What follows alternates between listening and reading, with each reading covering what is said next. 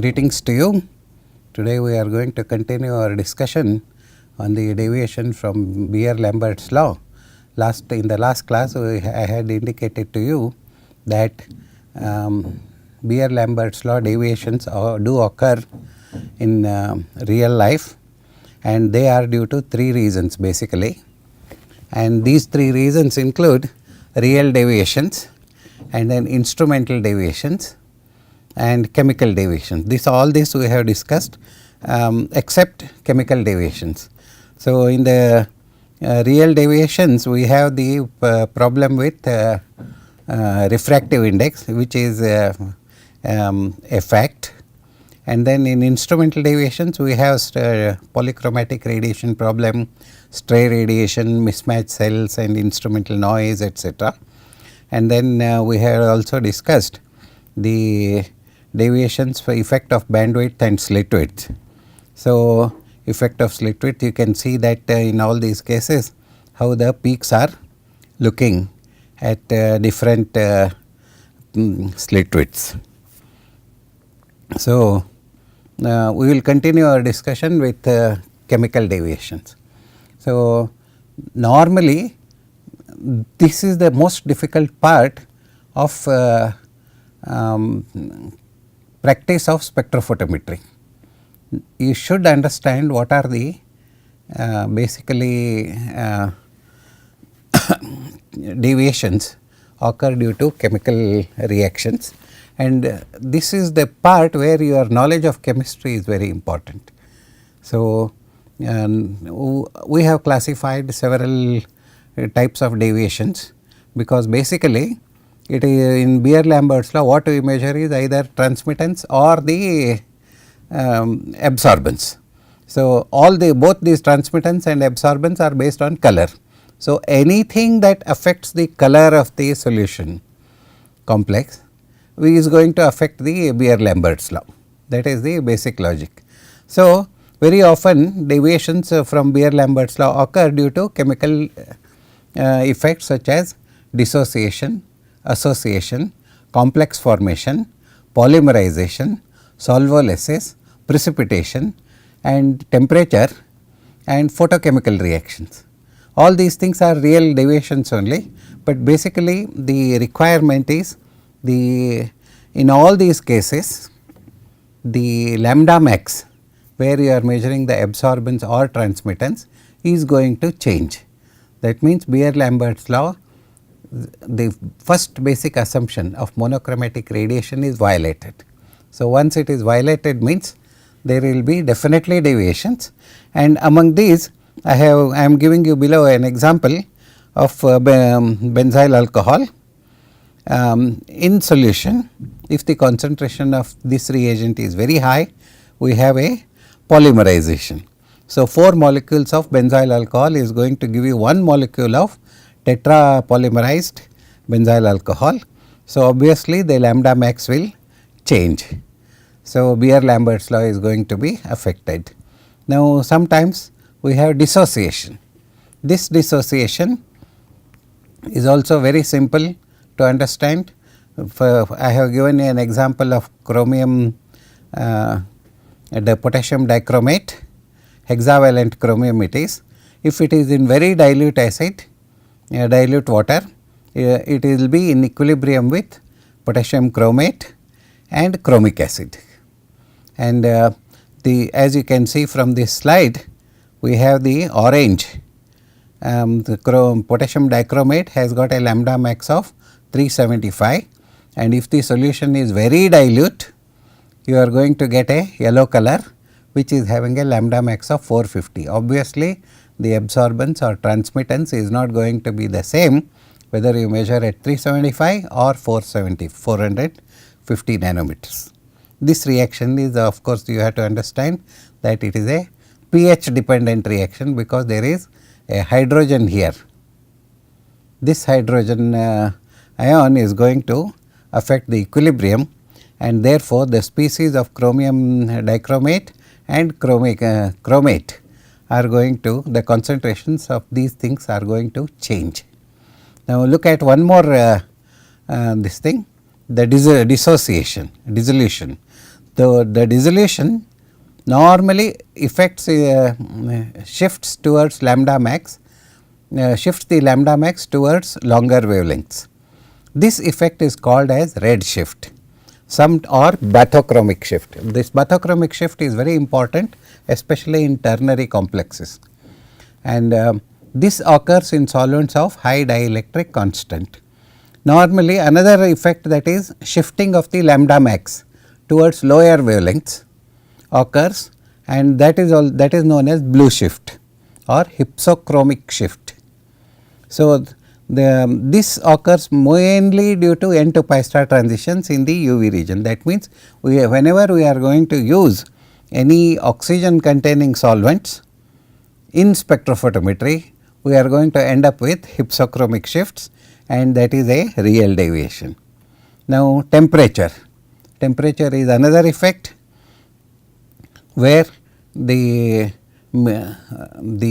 ionic equilibrium changes and the concentration changes, and the example what I am giving is ferric to ferrous. This equilibrium is definitely dependent upon the temperature, and lambda max for both these species differ, because ferric is red color and ferrous is green in color in solutions. So, obviously the lambda max is going to be different. Now, another aspect is photochemical reaction. Here you will have to understand that we are going to take some amount of sample, going to irradiate with the radiation. So, whenever radiation strikes a molecule, and if it is photochemically active, it may undergo a chemical reaction, breaking into smaller molecules, or association, dissociation, and many other complications which we are not going to go into detail.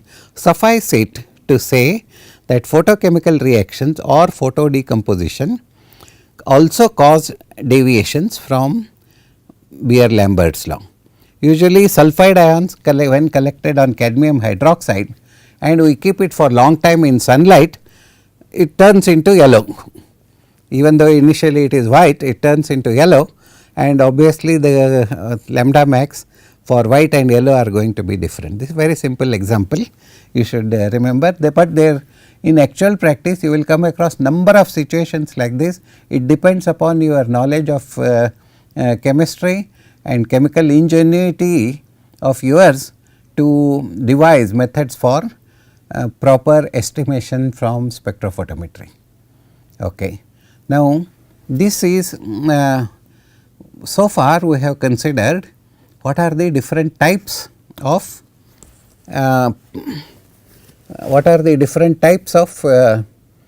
Beer Lamberts law deviations. Now, whenever we want to make a measurement in practice, what we want basically is we need a straight line. So, if it is not a straight line, then we have to assume that it is the error should be minimized.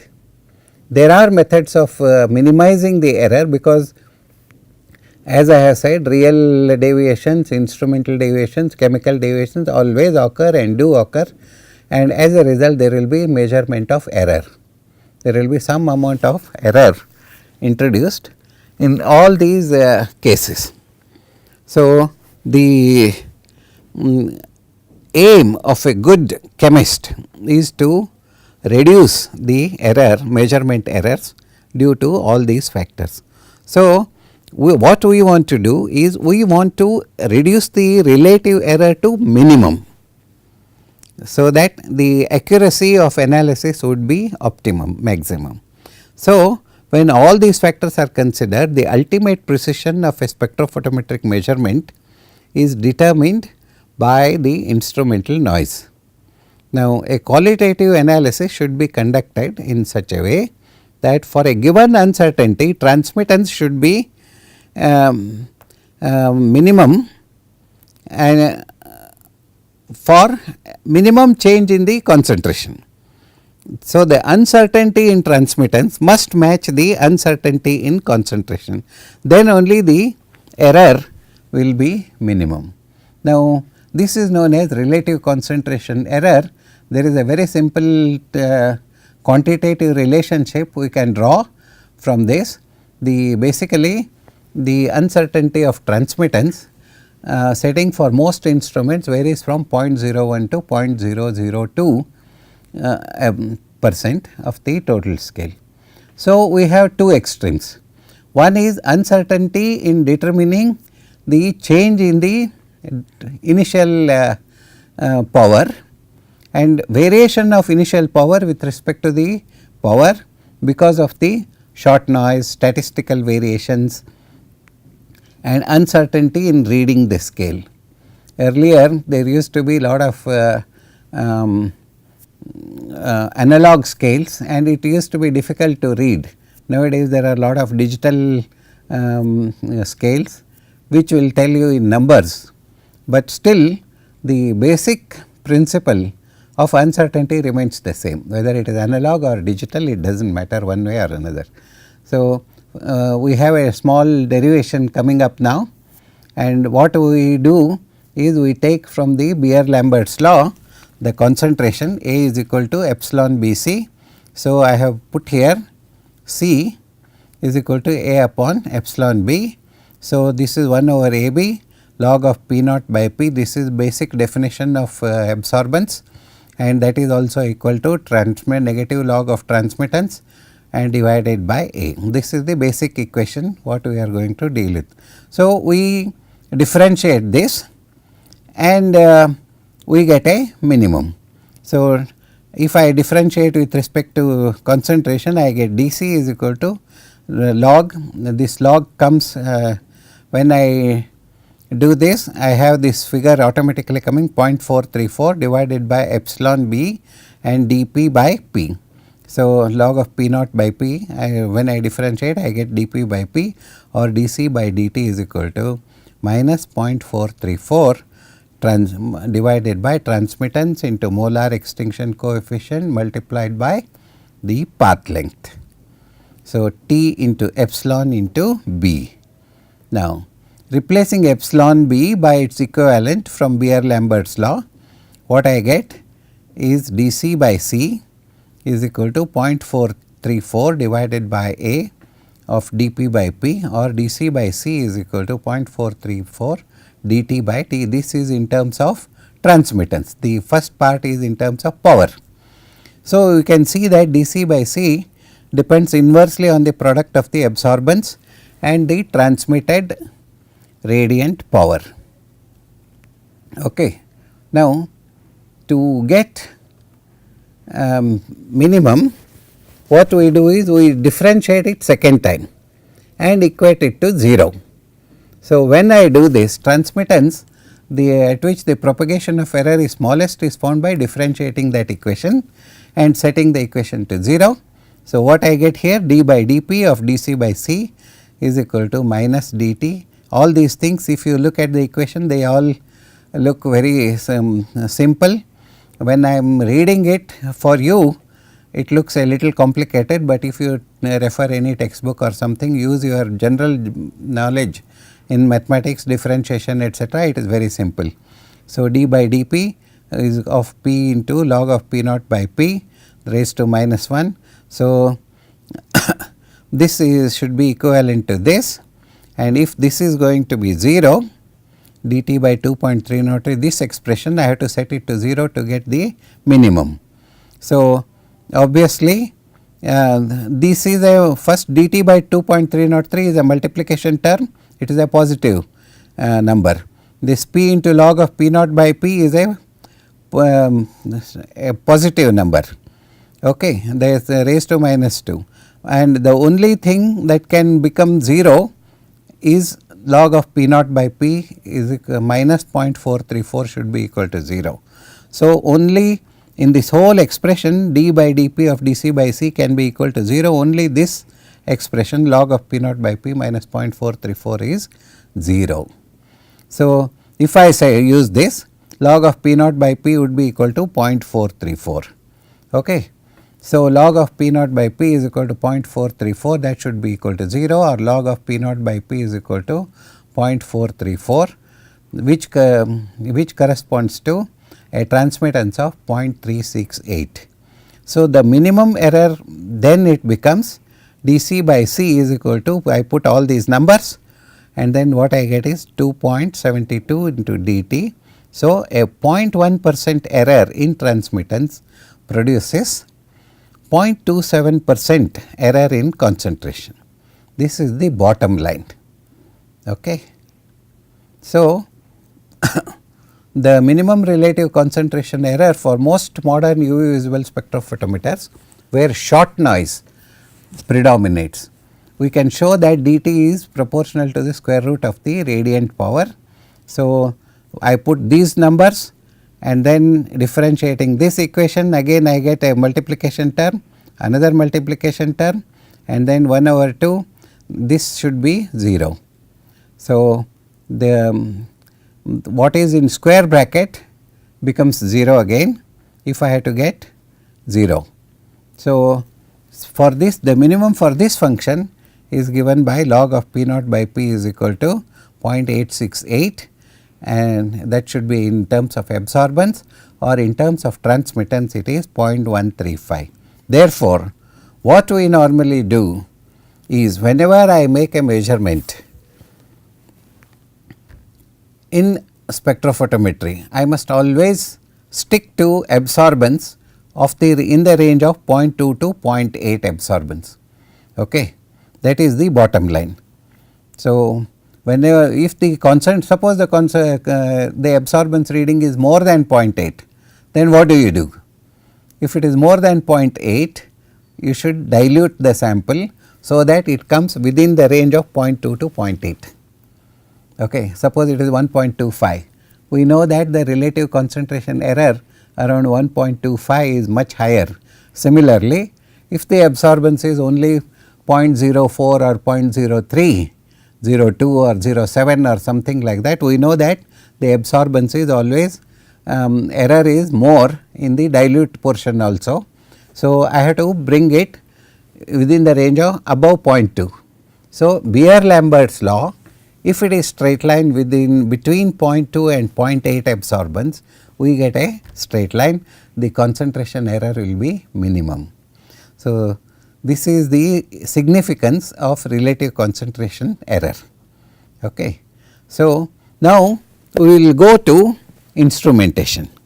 So, that is the theory. So far we have discussed the theory of spectrophotometry.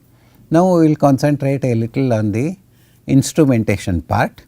So, in all spectrophotometry, suppose you want to buy a spectrophotometer or construct a spectrophotometer for your own purpose.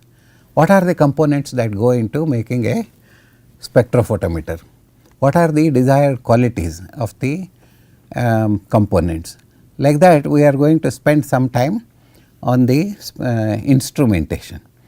So, it is very important for all scientists to know about the instrumentation and the typical properties of the components. So, in all spectrophotometric work, the component parts of a spectrophotometer are a wavelength selector, a sample container and a detector. These are the must. I must have a source of light and then I need to select the typical desired wavelengths, because we know that all absorbances lead to a maxima, and where maxima is there I have to make the measurement. So, I need a wavelength selector and then I have to place my sample in the path of the radiation, that is a sample container, and then I must have a means of detecting the radiation that is coming out before and after the sample. So, the sample absorbs a small portion of the incident radiation, the remainder is collected onto the detector where it is changed into an electrical signal and that is displayed. So, once the electrical signal is collected, it can be converted into in terms of concentration or absorbance or transmittance or whatever typical measurement units we normally employ. So, a schematic representation of the molecules for spectrophotometry is like this. I need a radiant source that is here, and then I need a wavelength selector, I need a sample solvent, and the solvent is for reference, sample is for measurement. So, these two are interchangeable, and then I need a photo detector and a readout device. These are the basic components. So, what are the radiation sources? So, I can choose, I have a number of choices depending upon the concentration, depending upon the cost, and depending upon the sophistication I want. Normally, radiation sources provide sufficient radiant energy over the entire wavelength region. That means, in spectrophotometry what I need is a lamp which gives light in all wavelengths. So, then I can choose the wavelength whatever I need by using a prism or something like that, or a lens. So, they should maintain a constant intensity over the time interval also, during which the measurements are made. That means, the power of the light source should be stable during that time. I have a typical choices. One is a tungsten lamp. Nowadays, people are not using tungsten lamp in even in day to day life, but all of you would have seen a tungsten lamp bulbs in your houses earlier, and legally it has been stopped, but in instrument we do use tungsten lamps. So, tungsten lamps normally give a wavelength range of 350 to 2500 nanometers, and but this is not enough for spectrophotometry. Why? Because we also want to make measurements using between 180 to 300 or 350. So, the to cover the ultraviolet range, I need a hydrogen lamp or a deuterium lamp. These are all available in the market. You can just go there and purchase and make construct on your own. So, nowadays people use LEDs and very small LEDs for portable equipments. So, these are very short range, visible range, and a xenon lamp is again useful for instrumentation, but a xenon lamp automatically, one single lamp will cover 160 to 900 nanometers. That means, it will cover both UV and visible. A mercury lamp, it gives you a visible UV line and a continuum range. So, lasers are very high intense radiations, but very specific line range. All these things have been used in the spectrophotometers. So, continuing our discussion, hydrogen lamp or deuterium lamp. So, it is a low pressure lamp, that means the pressure in the lamp is only 0.2 to 0.5 torrs. It is a low voltage lamp also, 410 volts, and a current regulated power supply is required to generate. Why? Because what we normally get is 220 volts DC. So, anode is kept close to an aperture which creates an instant ball of radiation of 0.6 to 1.5 mm on the cathode side. It is what you need is basically a lamp with two filaments. Okay. So, one is cathode, another is anode. So, in between hydrogen is filled, and when we apply the current and voltage, the radiation is collected through elliptical reflectors, and that is useful up to 380 nanometers. So, tungsten lamps, again as I was telling you, a coiled, it is just a small bulb which you would have seen in your day to day life.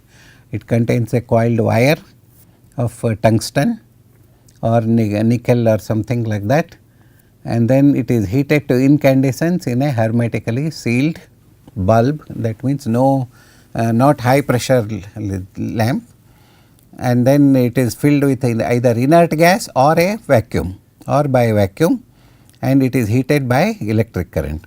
Tungsten lamps are normally very rugged, low cost and useful for visible and near IR region. Nowadays what people do is they use tungsten iodide lamps which gives a higher intensity of the radiation compared to tungsten alone. So, what do?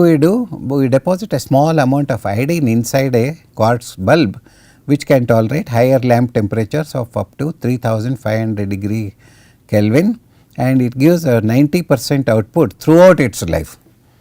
So, what we need is essentially a feedback loop within this power supply source, and sine wave or cosine or square or ramp function, which gives very little distortion of the optical signal. That is the requirement.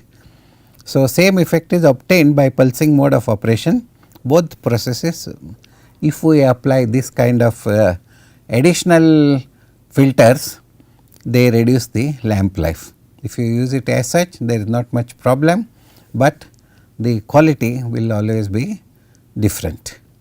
Now, tungsten lamp, the problem with tungsten lamp is it emits maximum intensity not in the range of 350 to 700, but it emits maximum radiation around 1000 nanometers, which is not visible range.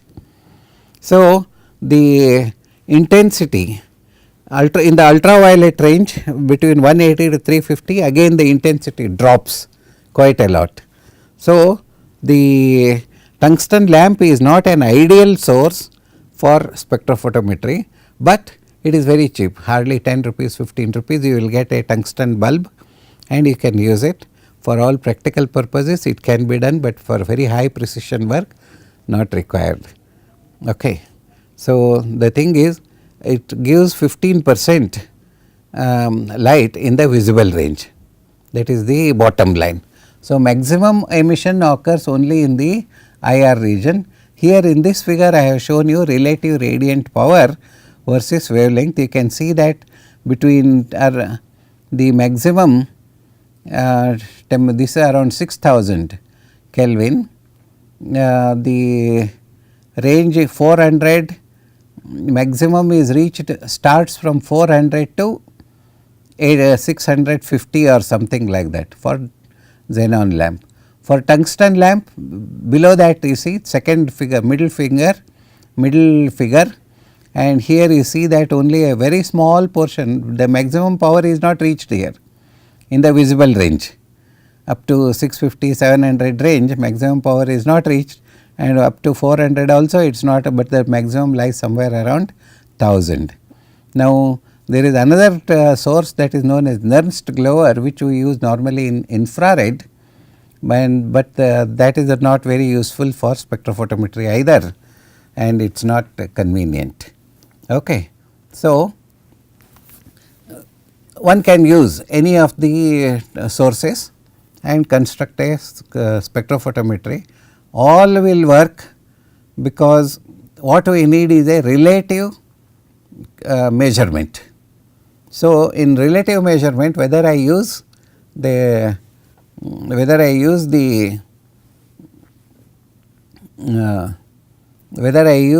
LED or tungsten lamp or xenon lamp or lasers, either way it is same, because the error introduced in measuring the wavelength gets carried in both the blank and the sample.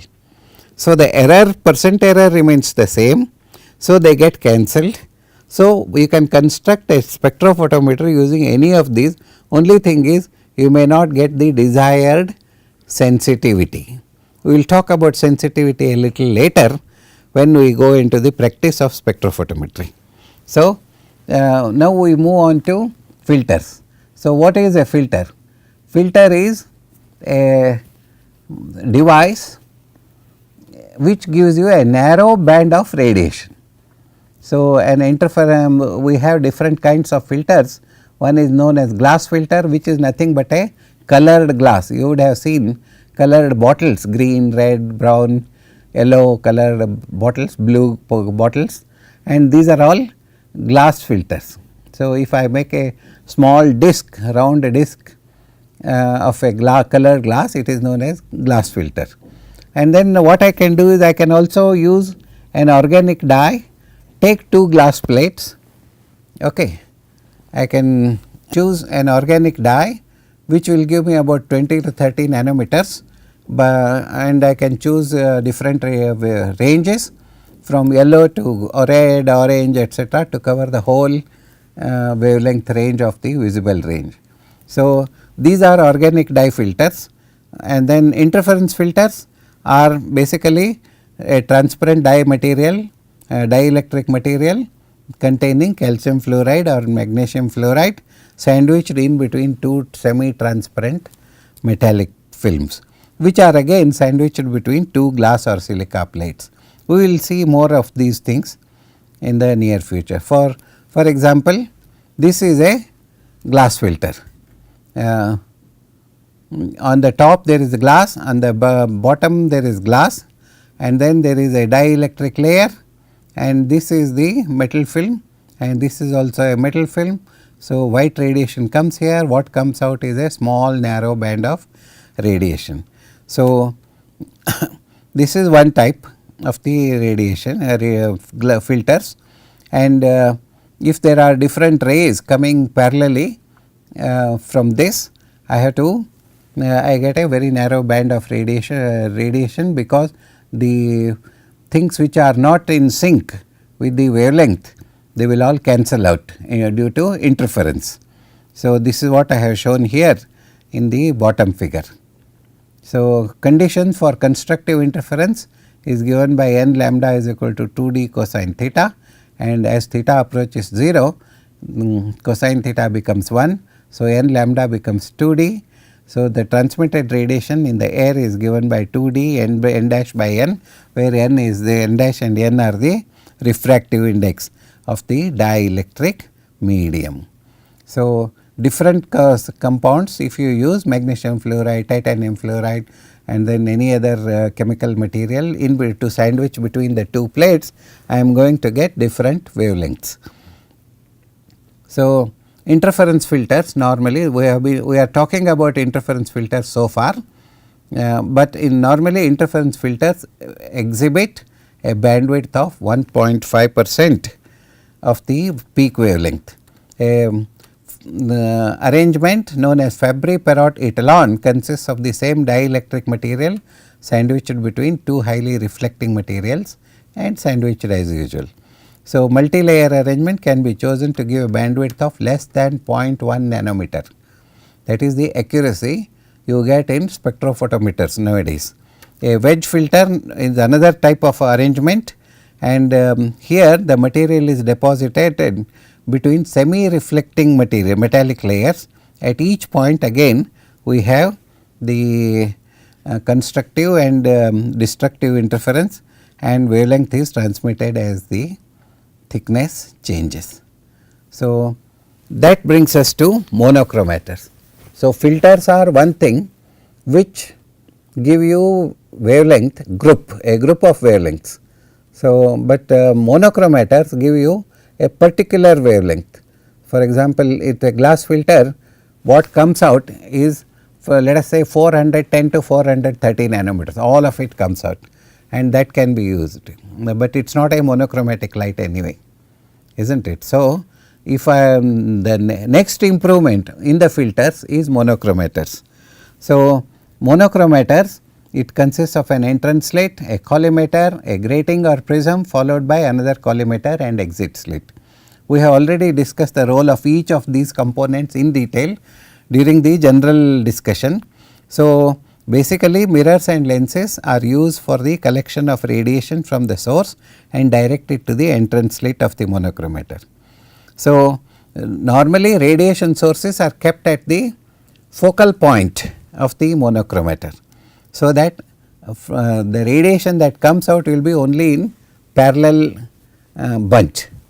From there we go choosing for the exact wavelength. So, slit designs we will discuss next.